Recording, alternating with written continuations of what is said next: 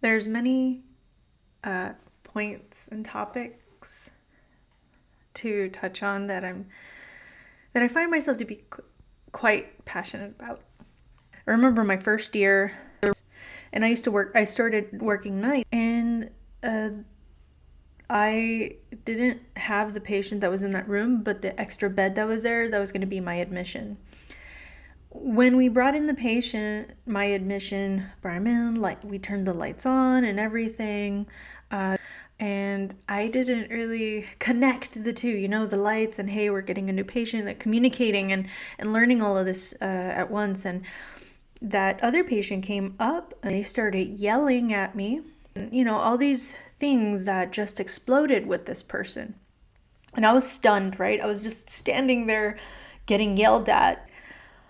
I didn't know what to do, and the door was open, so I guess one of the nurses heard that there was some yelling, so she came to my rescue. She had been a nurse for a couple years, and she saved me because I didn't know what to do. Oh gosh, and as a nurse, you encounter these things and you're kind of stunned, like, what? I had to learn. She told me, oh, you don't let anyone talk to you like that, and just because they're a patient and blah blah blah. But in my head, all I could think was just like, oh man, yeah, I could have approached that differently as coming into the room, because it's an environment that as a nurse you get to really learn the in and outs of that room. And the patients don't have the in and outs of that room, of how things work or anything like that, but you do. And it's good to kind of present that to them. So that anger, it's something that as a nurse you're going to encounter a lot of. For those of you that do encounter angry patients or kind of disturbed patients or anything of that sort, there is a lot that you take home with you. There's a lot of pain and discomfort of being yelled at, being thrown stuff at. It becomes this sense of like you did something wrong, but you didn't. It's just a different form of nature that one may experience while working at the bedside. Sometimes some people have a lot of one of the phases is anger. I do believe that it is important to recognize those things. Now, first of all, I'm going to mention a few books. Books. But one is the 15 Invaluable Laws of Growth that really helped me was the Law of Pain. So good management of bad experiences leads to great growth. And every problem introduces a person to himself. Each time we encounter a painful experience, we get to know ourselves a little better. Pain can stop us dead in our tracks, or it can cause us to make decisions we would like to put off, deal with issues we would rather not face, and make changes that make us feel uncomfortable. Pain prompts us to face who we are and where we are. But a lot of things that are encountered at the bedside, sometimes that pours out into our life. Even absorbing a lot of the frustration and anger of patients, and which, of course, with the death and dying, it brings me to the next one, another book. This book really helped me to have a perspective of understanding and asking the question. And that question is, how do I share this knowledge with my patient? Like, if you know something that they don't. And this is on Death and Dying by Elisabeth Kübler-Ross. And it's a really good book to read if you're a nurse, because you will encounter death. The person, the physician, the nurse, anything, you need to examine your attitude towards malignancy or death, so that you're able to talk about such a matter without anxiety. Because the patients, after 10 years of being a nurse, when the patients can read you very well.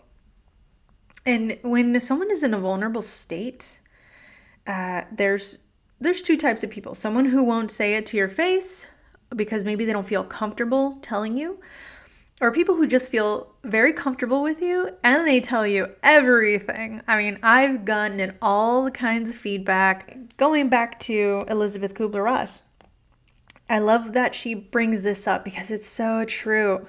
And you might not think it's true. So she goes on to say that patients, they sense the change in attention by the new and different approaches that people take to them, by the lowering voices and avoiding of rounds, by a tearful face of a relative or ominous smiling member of the family who cannot hide their true feelings.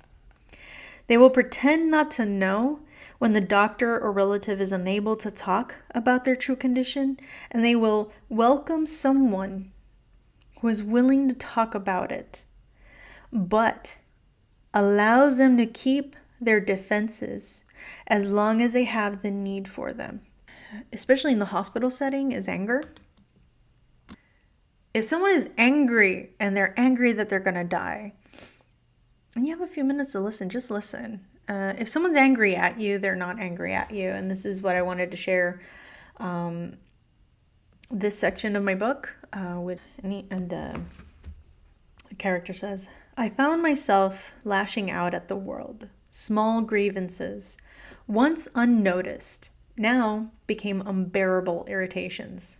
The postman's tardiness, the noise of children playing in the streets, the endless chatter of the cafe where I sought solace, everything seemed to conspire against me.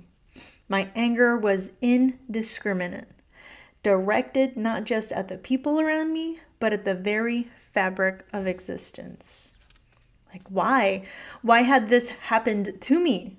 Why had I been singled out for this sentence when others moved through life so blindly, so obviously?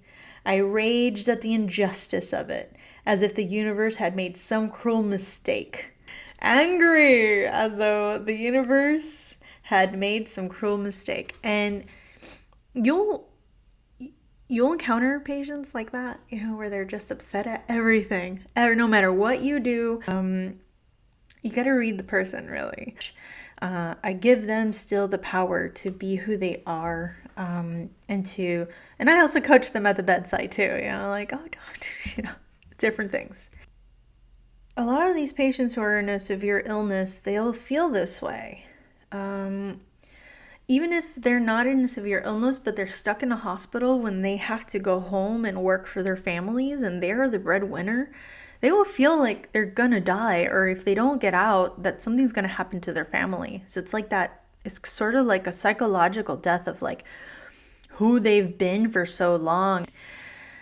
So going back to the whole accepting someone's anger, like understanding that, and I think that this book on death and dying helps to understand that. The book I'm working on with Death and Dying with Grace will kind of help break that down to be a little bit more in tune. And I'll end it with this one. Quote from Lama Yeshe: after 41 days of intensive care, my body was like the lord of a cemetery, my mind like an anti-god, and my speech like the barking of an old mad dog. You're going to encounter a lot of these things. But all in all, thank you for listening. This is a Zenith Nurse, and I hope that you enjoyed and that you will continue to do what you can to be a devoted nurse.